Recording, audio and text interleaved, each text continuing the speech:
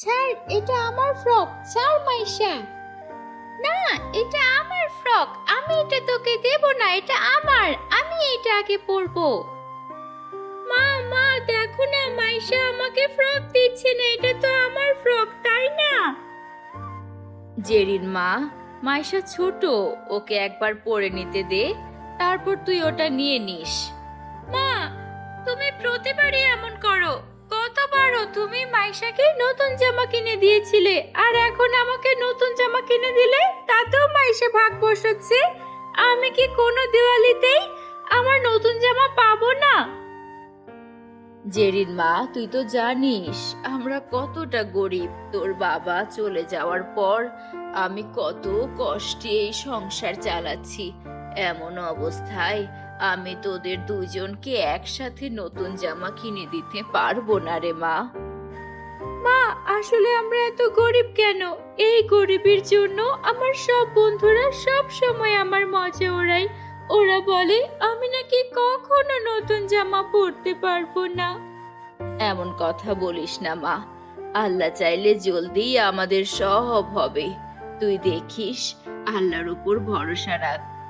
বন্ধুরা, তোমরা যারা যারা গল্পটি দেখছো, তোমাদের নাম কমেন্টে লিখে জানাও। আমরা নেক্সট গল্পে তোমাদের নাম ব্যবহার করব। মাইশা সেই ফ্রকটা পরে বেরিয়ে যায় বাইরে। তখন মাইশার সামনে তিশা আসে, আর তখন মাইশা তিশাকে বলে, ওরে তিশা রানী, এই দেখ আমার সুন্দর নতুন ফ্রক। এটা পরে একদম পরীর মতো লাগছে না? এটা আজই আমার মা বাজার থেকে কিনে এনেছে। ভালো লাগছে না? কিনে এনেছে নাকি চেয়ে এনেছে বল? কারণ তোর মা আমার এখানে কাজ করে, আর তিনি আমার মায়ের কাছ থেকে আমার পুরনো জামা চেয়ে তোর জন্য নিয়ে গেছে। এটা আমার পুরনো ফ্রক, আর এটার জন্য তোর মা কিভাবে আমার মায়ের সামনে হাত জোড় করছিল জানিস? বলছিল, মালকিন, আমার মেয়ের জামা ছিঁড়ে গেছে। যদি তিয়া মামুনির কোনো পুরনো জামা থাকে তবে আমাকে দিন। কি বলছিস কি এসব তিশা তুই? হ্যাঁ, আর তোরা যাই করিস না কেন, আমাদের সমান কখনো হতে পারবি না। কারণ তোরা চাকর, আর চাকরের বাচ্চারাও চাকরি হয়, বুঝেছিস? তখন অন্য একটা মেয়ে আসে আর বলে, হ্যাঁ মাইশা, তিশা একদম ঠিক বলেছে। যে আনা জামাকে নিজের বলতে তোর লজ্জা লাগে না? হাহ, তোর আবার লজ্জা? গরিবের তো লজ্জাও থাকে না। অপমানে মাইশার বুক ফেটে যাচ্ছিল। সে কাঁদতে কাঁদতে বাড়িতে ফিরে আসে। তাকে দেখে বড় বোন জেরিন কিছুটা রাগান্বিত হলেও পরে নরম হয়ে যায়। জেরিন তখন মাইশাকে ডেকে বলে, মাইশা, তুই এসেছিস? দাঁড়া, তোকে তো আমি ছাড়বো না। মাইশা, এই মাইশা, কি হয়েছে? কাঁদছিস কেন? আচ্ছা বাবা, আচ্ছা, এই ফ্রকটা তুই রাখ। আমি তোর কাছে কখনো চাইবো না, কিন্তু এখন কান্না থামা বোন।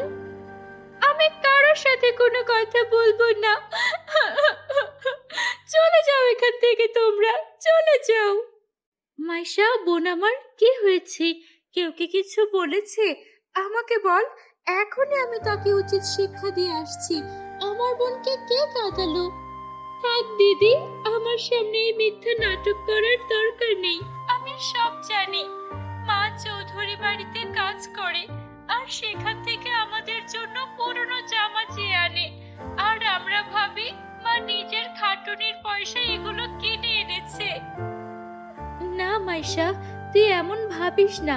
জামা নতুন হোক বা পুরনো, যে পরে সেই তাকে বিশেষ বানায়। আর তুই তো আমাদের ছোট্ট রাজকুমারী, তোর মতো মিষ্টি মেয়ের গায়ে যে কোনো জামাই ভালো লাগে। কিন্তু দিদি, সবাই আমাদের চাকরের সন্তান কেন বলে? কি আমরা সবসময় এভাবেই থাকবো? সব সময় কি ওরা আমাদের এভাবে মজা ওড়াবে? না মাইশা, একদিন সব ঠিক হয়ে যাবে। সবাই আমাদের সম্মানের সাথে ডাকবে। তুই শুধু একটু ভরসা রাখ। কয়েকদিন পর গ্রামে মেলার আয়োজন করা হয়। পাড়ার সব মেয়েরা সাজগোজ করলেও মাইশা এক কোণে মন খারাপ করে বসেছিল। মাইশা, আমাদের গ্রামে এত বড় মেলা বসেছে, তাও তুই মন খারাপ করে আছিস কেন? দিদি, আমি কোথাও যাব না। এই মেলা টেলা আমাদের মতো গরিবদের জন্য নয়। ওখানে শুধু বড় লোকেরা যায়, যাদের ভালো ভালো জামা আছে। আমরা তো গরিব। মাইশা ঘরে গিয়ে শুয়ে পড়ে। জেরিন তার বোনের এই কষ্ট সহ্য করতে পারছিল না। মাঝরাতে সে উঠোনে এসে চাঁদের দিকে তাকিয়ে প্রার্থনা করতে থাকে। চাঁদ মামা, আপনি কত শীতল আর মিষ্টি।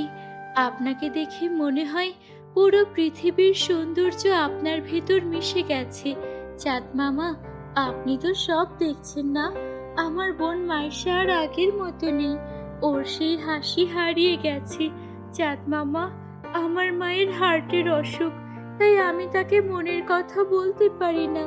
কিন্তু আপনাকে তো সবাই মামা বলে ডাকে, তাই আপনি আমার একটা ছোট্ট কথা রাখতে পারেন। শুধু একবার আমার বোনের মুখে সেই হাসি ফিরিয়ে দিন। আমি আর কিচ্ছু চাই না। হঠাৎ আকাশ থেকে এক টুকরো মায়াবী আলো জেরিনের সামনে এসে পড়ে। আলোর ভেতরে ছিল অপূর্ব এক উজ্জ্বল কাপড়। চাঁদ মামা, আমি জানি এটা আপনিই পাঠিয়েছেন। আপনাকে অনেক ধন্যবাদ। এখন আমি আমার বোনের হাসি ফিরিয়ে আনতে পারবো। সারা রাত জেগে জেরিন সেই জাদুকরি কাপড় দিয়ে এক অপূর্ব লেহেঙ্গা তৈরি করে। সকালে মাইশা ঘুম থেকে উঠেই অবাক হয়ে যায়। আরে, এটা আমার ঘরে কি চলচল করছে? লেহেঙ্গা, এত সুন্দর চাঁদের লেহেঙ্গা। দিদি, দিদি, এটা কার লেহেঙ্গা? এটা আমার বোন মাইশার লেহেঙ্গা। এটা আমি নিজের হাতে তোর জন্য বানিয়েছি। কি, তুমি আমার জন্য এত সুন্দর লেহেঙ্গা বানিয়েছো? থ্যাংক ইউ সো মাচ দিদি। তুমি জানো না আজ আমি কত খুশি হয়েছি। দিদি, আমি এখনই তৈরি হয়ে আসছি, তারপর তোমার সাথে মেলায় যাব। তুমি যাবে তো আমার সাথে? হ্যাঁ মাইশা, জলদি যা। এই আনন্দের মুহূর্তেই এক দুর্যোগ নেমে আসে। হুট করে তাদের মা হার্ট অ্যাটাক করে মাটিতে পড়ে যান। মা, দিদি, দেখো না মায়ের কি হলো। মা, চোখ খোলো। ঘাবড়াস না মাইশা, মায়ের কিচ্ছু হবে না। তারা দ্রুত মাকে নিয়ে হাসপাতালে যায়। ডাক্তার জরুরি অপারেশনের কথা বলেন। দেখো, তোমার মায়ের হার্ট অ্যাটাক হয়েছে, জলদি অপারেশন করতে হবে। এতে কত খরচ হবে ডাক্তার বাবু? কমপক্ষে 50,000-এর মতো।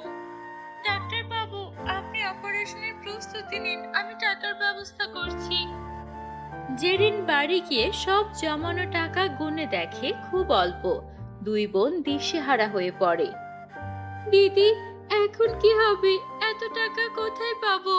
দিদি, কেন না আমরা এই চাঁদের লেহেঙ্গাটা বিক্রি করে দিই? এর জন্য বাজারে অনেক টাকা পাওয়া যাবে। কিন্তু মাইশা, লেহেঙ্গাটা তো আমি তোর জন্য বানিয়েছিলাম। দিদি, এই লেহেঙ্গা আমাদের মায়ের চেয়ে বেশি দামি নয়। প্লিজ দিদি, বেশি ভেবো না। লেহেঙ্গা আবার হবে, কিন্তু মাকে আর পাবো না। জেরিন সেই লেহেঙ্গা নিয়ে এক বড় শোরুমে যায়। মালিক লেহেঙ্গাটির অপূর্ব কারুকাজ দেখে মুগ্ধ হয়ে যান। বাহ, কি কারুকাজ! এটা কি তুমি নিজের হাতে বানিয়েছো? জি। এমন লেহেঙ্গার ডিজাইন আমি আজ পর্যন্ত দেখিনি। তুমি কি আমাদের জন্য লেহেঙ্গার ডিজাইন করবে? হ্যাঁ, করতে পারবো। ঠিক আছে, তবে এই নাও তোমার 1,00,000 টাকা অ্যাডভান্স। কাল থেকে কাজে চলে এসো, আর হ্যাঁ, এই লেহেঙ্গাটা নিয়ে যাও। আপনাকে অনেক ধন্যবাদ। জেরিন টাকা নিয়ে মায়ের অপারেশন করায় এবং লেহেঙ্গাটা মাইশাকে পরিয়ে মেলায় নিয়ে যায়। মেলার সবাই মাইশার দিক থেকে চোখ ফেরাতে পারছিল না। মাইশাকে রাজকুমারীর মতো লাগছিল। গতকাল যারা ওকে নিয়ে মজা করছিল, আজ ওরাই ওর প্রশংসা করছিল। মেলায় মাইশাকে সবচেয়ে সুন্দর অতিথি হিসেবে পুরস্কৃত করা হয়। সবাই ওর সাথে সেলফি তুলতে থাকে। ওদিকে জেরিনের জীবনও বদলে যায়। ও সেই বড় কোম্পানিতে ডিজাইনারের কাজ পেয়ে যায়। ওরা খুশি খুশি জীবন কাটাতে থাকে। বন্ধুরা, গল্পটি ভালো লাগলে একটা লাইক করে দিও। আমাদের চ্যানেলে নতুন হয়ে থাকলে আমাদের চ্যানেলটিকে সাবস্ক্রাইব করতে ভুলো না যেন। Bye bye. আরে বোনজি, আমার কথাটা তো একটু শুনুন। আরে কি শুনবো অর্পণা? আমি ভেবেছিলাম আপনার মেয়ে দেখতে আপনার মতোই সুন্দরী হবে, কিন্তু আপনার মেয়ে তো একেবারে কুচকুচে কালো। কিন্তু বোনজি, রূপ তো ওপরওয়ালার দান, এতে আমাদের কি করার আছে? অর্পণার বারবার অনুরোধ সত্ত্বেও বনলতা নিজের ছেলের সাথে মালতীর বিয়ে দিতে রাজি হন না এবং সেখান থেকে চলে যান। এরপর মালতী ফুপিয়ে ফুপিয়ে কাঁদতে থাকে এবং তার মাকে বলে, মা, আর কতদিন এমন চলবে? তুমি কেন আমার বিয়ের পেছনে পড়ে আছো? আমাকে কেউ বিয়ে করবে না, তাই দয়া করে আমার জন্য পাত্র খোঁজা বন্ধ করো। মালতী কথা বলতেই তার ছোট বোন দিশা কলেজ থেকে বাড়ি ফিরে আসে এবং বড় বোনের কথা শুনে বলে, চলো, অন্তত তুমি জানতে তো পারলে যে তোমার বিয়ে আর কখনোই হবে না, তাই এবার এই রোজকার নাটক বন্ধ করো। কথা বলে দিশা নিজের ঘরে চলে যায়। ছোট বোনের কথায় মালতীর খুবই কষ্ট লাগে, কিন্তু তার করারই বা কি ছিল? বন্ধুরা, তোমরা যারা যারা গল্পটি দেখছো তোমাদের নাম কমেন্টে লিখে জানাও। আমরা নেক্সট গল্প তোমাদের নাম দিয়ে বানাবো। অন্যদিকে অর্পণা তার মেয়ে মালতীর জন্য এদিক ওদিক ঘুরে সম্বন্ধ খুঁজতে থাকে। একদিন অনিমা নামে এক মহিলা তার দুই ছেলে বিশাল আর অমিতকে নিয়ে অর্পণার বাড়িতে আসে এবং দুই ছেলের সাথে অর্পণার দুই মেয়ের বিয়ে ঠিক করে দেয়। কয়েক মাস পরেই ধুমধাম করে মালতী ও দিশার বিয়ে হয়ে যায় এবং তারা হাসি খুশি শ্বশুর বাড়ি চলে যায়। কিন্তু সেখানেও দিশা মালতীকে ছোট করার কোনো সুযোগ ছাড়ে না। সে মনে মনে বলে, মনে হচ্ছে শাশুড়ি মা আমার এই কালো কুৎসিত বোনকে একটু বেশি পছন্দ করছেন। আমাকে যে কোনোভাবে হোক শাশুড়ি মাকে নিজের দিকে টানতে হবে, তবেই আমি এই পুরো সংসারে রাজত্ব করতে পারবো। সেই দিন থেকে দিশা তার শাশুড়ির কান ভাঙাতে শুরু করে এবং নিজের বোন মালতীর বিরুদ্ধে উস্কানি দেয়। ফলে অনিমার ব্যবহার মালতীর প্রতি ধীরে ধীরে বদলে যায়। একদিন তিনি বলেন, আরে অলক্ষী, যখন দেখি তখনই ঘরে শুয়ে আরাম করছিস। ঘরের সব কাজ কি তোর মা এসে করে দিয়ে যাবে? মালতী বলে, মা, আজ আমার শরীরটা ভালো লাগছে না, তাই ঘরের কাজ করতে পারবো না। আপনি বরং দিশাকে বলে দিন, এমনিতেও তো রোজ আমিই সব কাজ করি। দিশা পাশ থেকে বলে, দেখছেন মা, দেখছেন, ও আপনার সামনেও কত মুখে মুখে তর্ক করছে, আপনার কথা কেমন অবজ্ঞা করছে। অনিমা রেগে গিয়ে বলেন, দিশা একদম ঠিক বলছে, তুই দিন দিন খুব ফাঁকিবাজ হয়ে যাচ্ছিস। আমার বাড়িতে তোর মতো কুঁড়ে বউয়ের কোনো জায়গা নেই। তুই এখনই আমার বাড়ি থেকে বের হয়ে যা। এই বলে অনিমা মালতীর হাত ধরে তাকে বাড়ি থেকে বের করে দেন। সেই সময় মালতীর স্বামী অমিত কাজের সূত্রে শহরের বাইরে ছিল, তাই সে এসবের কিছুই জানত না। মালতী একা এদিক ওদিক ঘুরতে থাকে। হঠাৎ বনের মধ্যে সে একটা ভাঙাচোরা কুঁড়ে ঘর দেখতে পায়। মালতী বলে, জানি না এই ঘর কার, কিন্তু আপাতত এই ঘরে থাকা ছাড়া আমার আর কোনো উপায় নেই। মালতী সেই কুঁড়ে ঘরে থাকতে শুরু করে। অনেকদিন না খেয়ে থাকায় সে খুব দুর্বল হয়ে পড়ে। সে কাজ খোঁজার সিদ্ধান্ত নেয় এবং গ্রামের মোড়ল মশাইয়ের বাড়িতে পরিষ্কার পরিচ্ছন্নতার কাজ শুরু করে। এতে সে একবেলার খাবার আর কিছু টাকা পেত, কিন্তু সেই টাকায় সংসার চালানো কঠিন ছিল। একদিন মালতী ভাবল, কতদিন এভাবে মানুষের বাড়িতে কাজ করব? কেননা আমি নিজের কোনো কাজ শুরু করি। আমি তো পার্লারের কাজ খুব ভালো জানি, কিন্তু পার্লার খোলার জন্য মোড়ল মশাইয়ের কাছ থেকে কিছু টাকা ধার নিতে হবে। মালতী মোড়ল মশাইয়ের কাছ থেকে টাকা ধার নিয়ে একটা ছোট পার্লার খোলে, কিন্তু অনেক দিন কেটে গেলেও তার পার্লারে কেউ আসে না। একদিন কিছু মেয়ে পার্লারের সামনে দাঁড়িয়ে বলাবলি করছিল, আরে দেখো, এই কালো মহিলাটার পার্লারে কে যাবে? কে জানে ও মানুষের কেমন মেকআপ করে। ও যখন নিজের চেহারায় কোনো সৌন্দর্য আনতে পারছে না, তখন অন্যদের কি করবে? অন্য এক মেয়ে বলে, ঠিক বলেছিস, ওর মুখ দেখলেই তো ভয় লাগে, কত কালো আর কুৎসিত। আজকাল যে কেউ পার্লার ঘুরে বসে যায়। মেয়েদের কথা শুনে মালতীর খুব মন খারাপ হয়। সন্ধ্যায় কুড়ে ঘরে ফিরে সে দুঃখ ভরা মনে বলে, হে সৃষ্টিকর্তা, তুমি আমাকে এত কালো করে কেন বানালে? এই কালো রঙের জন্য আমার পার্লারেও কেউ আসতে চায় না, সবাই আমার পেছনে নিন্দা করে। যদি সময় মতো মোড়ল মশাইয়ের টাকা শোধ করতে না পারি, তবে আমাকে গ্রাম ছেড়ে চলে যেতে হবে। মালতী ফুপিয়ে কাঁদতে শুরু করে। হঠাৎ পুরো ঘরে একটা আলো ছড়িয়ে পড়ে এবং তার সামনে এক সুন্দরী পরী আবির্ভূত হয়। পরী বলে, ভয় পেও না মালতী, আমি এক পরী, আর এই কুঁড়ে ঘরটিও আমারই তৈরি। আমি তোমার সম্পর্কে সব জানি, তাই আজ তোমাকে সাহায্য করতে এসেছি। এই দুনিয়ায় কালো হওয়াটা যেন একটা অপরাধ হয়ে দাঁড়িয়েছে, কিন্তু এটা সত্যি নয়। তুমি দেখতে কালো হতে পারো, কিন্তু তোমার মন দুধের মতো পরিষ্কার। তাই আমি তোমাকে এক জাদুকরী শক্তি দিতে চাই।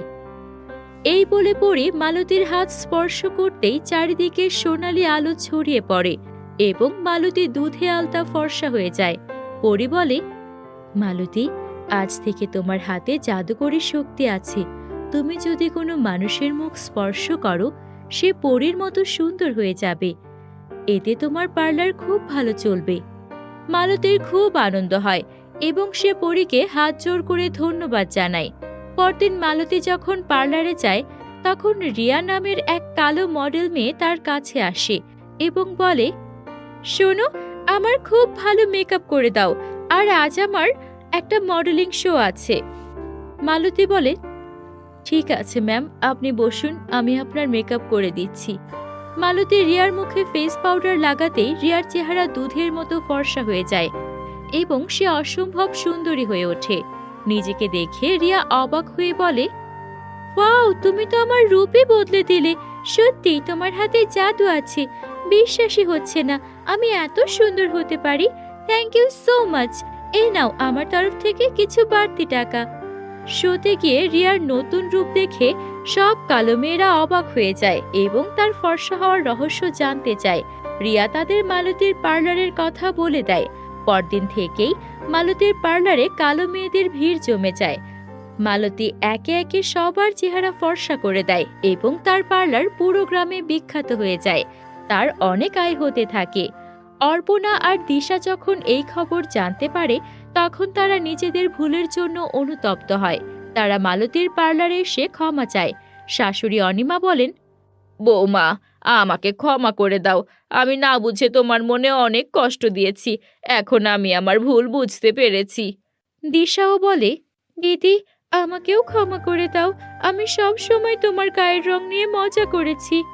মালতী শান্তভাবে বলে, আপনাদের ক্ষমা চাওয়ার কোনো প্রয়োজন নেই। আমি এখন আমার জীবনে খুব খুশি। যা হয়েছে তা ভুলে যান এবং আমাকে আমার মতো করে বাঁচতে দিন। মালতীর কথা শুনে তার শাশুড়ি ও বোন সেখান থেকে চলে যায়।